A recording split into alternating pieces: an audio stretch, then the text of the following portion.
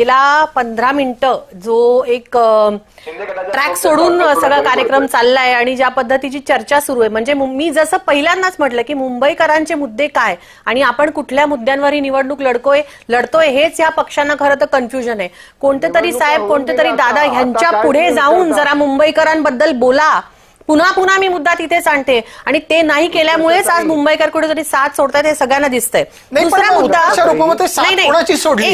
एक मिनिट मला सावंत सरांच्या एका मुद्द्यावर मला बोलायचंय. सावंत सर, तुम्ही मुद्दा बरोबर म्हटलात की आधी केलेल्या भ्रष्टाचारामुळे जे काही गौडबंगाल केलं सेनेनी सगळ्या कारभारामध्ये मुंबई महानगरपालिकेच्या, सर मला आपल्याला अगदी आदरपूर्वक हे आठवण करून द्यायची आहे की जी शिंदे सेना आज तुमच्यासोबत तुम्ही ज्यांचं काम करता हे सगळे 2022 पर्यंत एकत्रित त्या शिवसेनेचं एक मिनिट मी तुम्ही बोलताना मी बोलले नाही, तुम्ही माझं ऐकून घ्या.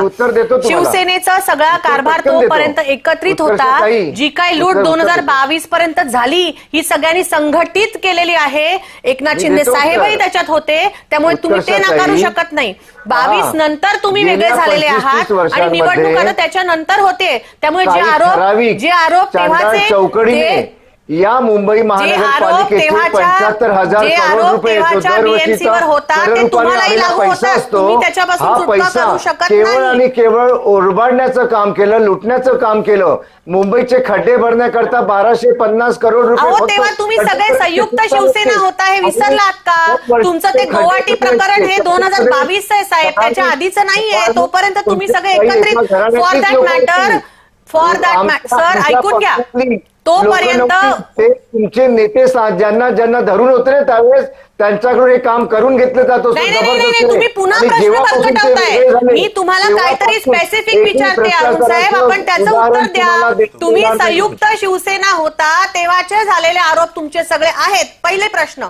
दुसरा विषय, जेव्हाचा लॉकडाऊनचा सगळा विषय आता तुम्ही ऐकून घेणार आहात की नाही?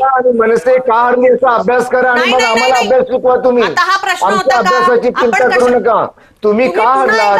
मला 2 प्रश्नांची उत्तरं द्या फक्त. जे आरोप तुमच्यावरती होत आहेत हे संयुक्त शिवसेनेवर होत आहेत, पहिला प्रश्न. आणि मला पुन्हा भाजप आणि शिंदे सेनेचा जो हा गडबड झालेली ना हेही लक्षात घ्या. वारंवार कोविडचा इथे उल्लेख होतो. त्या कोविडच्या काळामध्ये उद्धव साहेब ठाकरे जेव्हा सीएम होते त्यावेळेस हे सगळे मंत्री होते. एकनाथ शिंदे साहेब मंत्री होते, उत्तम काम करतात असं ते सांगत होते आणि आता ते शिवाय देतात. त्याच वेळेस मनसेचे सगळे कार्यकर्ते हे बीएमसीच्या कार्यकाळावरती आणि जो काही घोटाळा झाला त्याच्यावरती पेडणेकर ताईंबद्दल काय काय बोलत होते हे पण तुम्ही आठवण करून घ्या. शेवटचा मुद्दा, एक लास्ट शेवटचा मुद्दा. आज तुम्ही जे सगळे एकत्रितपणे एकमेकांच्या विरोधात लढताय आणि पुन्हा एकदा मुंबईकरांचे मुद्दे, वंचितांचे मुद्दे तुमच्या अजेंड्यावर आम्हाला कुठेच दिसत नाही. ही शोकांतिका आहे. ठीक आहे, मला वाटतं असं आहे की कदाचित एकदा प्रचार सभा पुन्हा एकदा इथे सुरू झालेली आहे. निवडणुका झाल्यानंतरही प्रचार सभा सुरू आहे.